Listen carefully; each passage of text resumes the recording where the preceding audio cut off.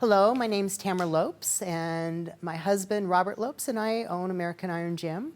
We're your promoters for this meet, and we'd love to welcome you to our facility and also tell you how excited we are to have you. We really appreciate you joining us, and this is all about you. We want this experience to be fun and fulfilling for you. So if you have any questions, any concerns, please reach out to us, ask us, call us. You'll see the guys running around with the American Iron shirts on. They love questions and they love to help. From now on, in our meets, we are going to offer the video rules briefing. We all know, because we've all been competitors, how frustrating it is to stop in the middle of your warm-ups to have to listen to a rules briefing. And this way, it gives you an opportunity to ask questions and get answers and hopefully be a little bit more prepared for the event the day of. So, going on, everything that I'm going to talk about today is available on our website. Make sure that you choose the correct event that you're competing in. And on that landing page for that event, you will have access to the rule book, to the lifter's handbook, and a lot of resources, whether updates for membership cards, questions about equipment, all of that will be there and available for you. And if you still have questions, call us, because we want to make sure that you have the correct equipment the day that you check in, so there's no problems and no stress for you. Make sure you pay special attention to the lifter's uniform and the required legal and illegal equipment that's appropriate for your event. Know that how we run meets is not by the brand, but by the equipment specification. So if your belt, for example, is a Pioneer, Pioneer is not listed as an approved belt in certain organizations, yet their specifications do meet the specifications of the organization. So that will be approved in our meets. Just know that for maybe a national meet or a regional meet, it may not be, but for our meets, it will be. When you go through the check-in procedure, you will find that we have banners up. There'll be 4 of them. The first banner and the first place that you go to is the check-in table. When you get to the check-in table, you make sure that you have completed your online liability release. Make sure that you have your state-issued ID, your membership ID, or a receipt of the membership purchase, your opening attempts and loadable kilos. So we have kilo charts available to you, or you can go online and look at those, but your opening attempts need to be in loadable kilos.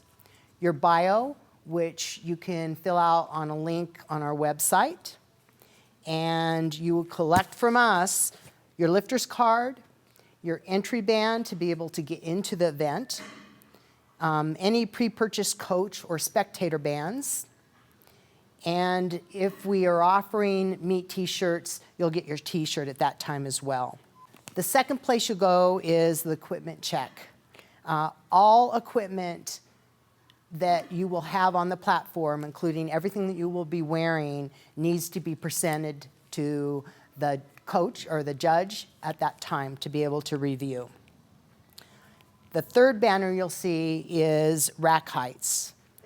And make sure that if you're checking rack heights, besides the racks that we have available for you to check on, that they're the same racks that we're going to be utilizing in the event. For squat rack, we need the rack height, and we need to know if the bar supports are in or out. And for bench, we need the safety height, the rack height, and if you're utilizing foot blocks, either the red, the blue, or the yellow. And for UPA, you'll proceed to the weigh-in area, which is banner 4. You'll be weighed in 24 hours prior to your competition. And weigh-ins are performed in the order of lot number. and you'll be called when your lot number is up. You can weigh in your undergarments or nude. You'll be weighed in on a calibrated scale in kilos. If you miss your weight, you have an opportunity to come in prior to the end of the weigh-in, 2-hour weigh-in times. And at that point, the weigh-in official will retain your lifter's card. I'd like to introduce you to our amazing, outstanding, exceptional event team. These guys are the reason all of this happens. So Jacqueline's our head coach, team leader for coaching, and is a national USA PL judge. Levi Evans, who's in charge of our strongman events. He's the director for strongman, competed at national level in strongman. And Nathan is the GM for American Iron Gym and our overall coordinator and brain. If you have any questions, these are the guys that you're going to ask. And they'll be more than willing to help you out whatever you need. Hi guys, my name is Jacqueline. I'm going to be helping you through the rules of performance for the UPA powerlifting meet we'll be holding.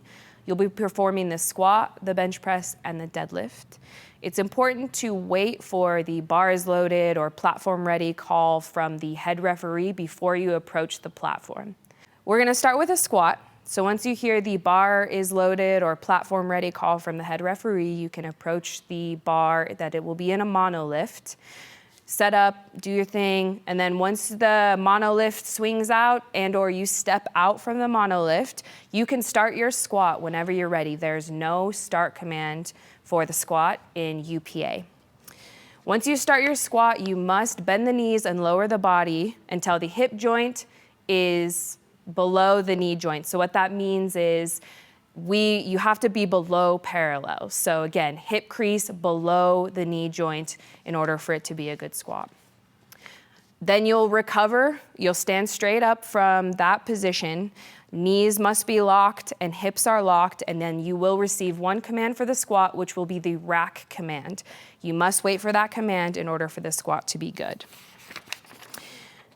And then it's important to note too, any downward motion of the bar during the squat will result in disqualification of that squat. So if you're going, little dip, and then you recover, that will be a no lift for that. Other causes for disqualification in the squat: failure to observe the one command, the rack command at the end of the squat will be a cause for disqualification.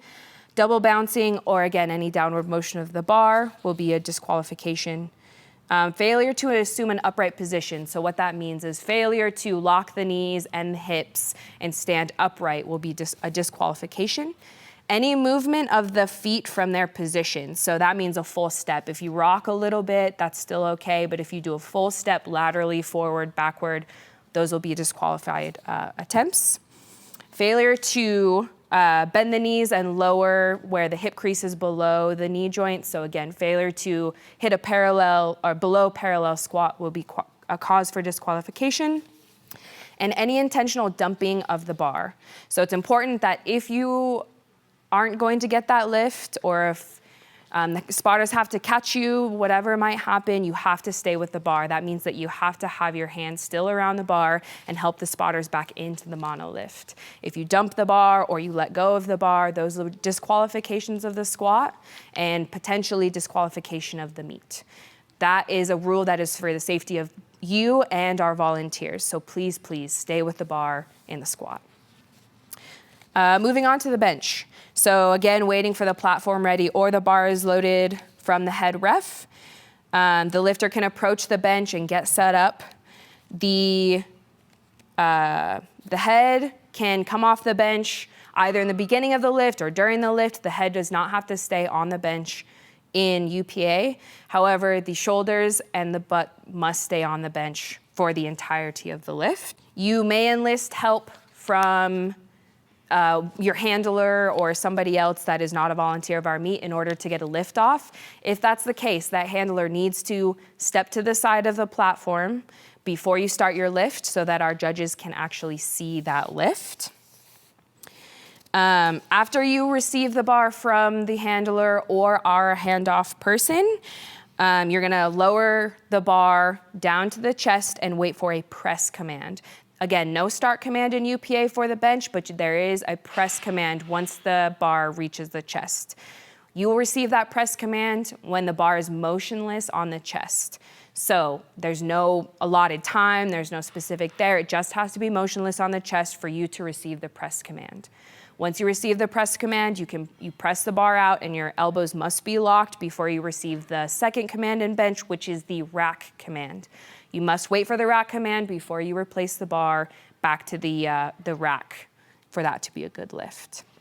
One thing I forgot to mention are feet. So your heels can be off the floor or your heels can be on the floor, but you have to stay in that position for the entirety of the lift. Causes for disqualification of a bench press. Failure to observe the commands of the head referee will be causes for disqualification. Any changing in the elected position, so that means butt coming off the bench, shoulders coming off the bench, feet moving laterally, those will all be disqualifications for the bench.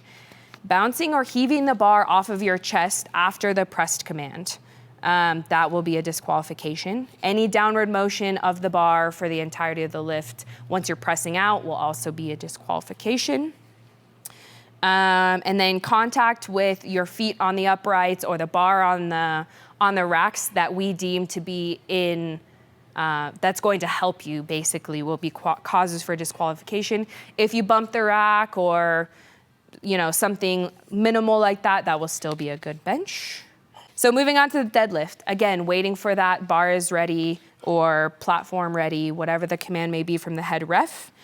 Once you hear that, you can approach the bar and set up for your lift. Sumo or conventional styles of deadlifting are appropriate, and any hand grip that you choose, double overhand, hook grip, mixed grip, whatever you're comfortable with, you'll establish that starting position.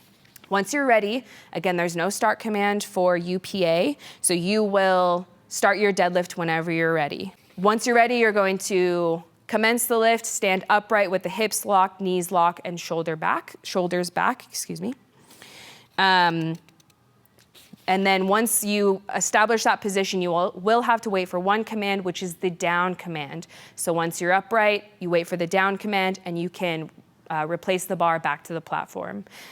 Biggest thing there is staying with the bar. So once you hear that down command, don't let go of the bar, stay with the bar all the way down to the platform. Any accelerating of the bar will be a disqualification of the lift.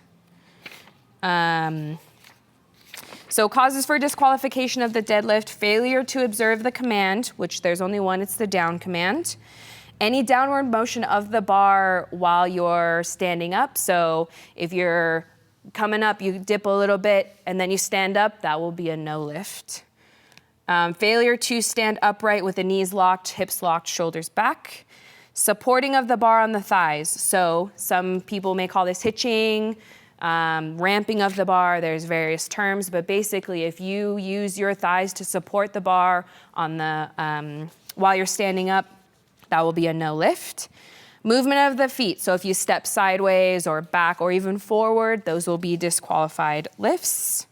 And allowing the bar to return to the platform without maintaining control. We kind of talked about that, but again, any acceleration or dropping from the hips will be a disqualified lift. You don't have to go super slow, but we do ask that you follow the bar all the way down to the platform.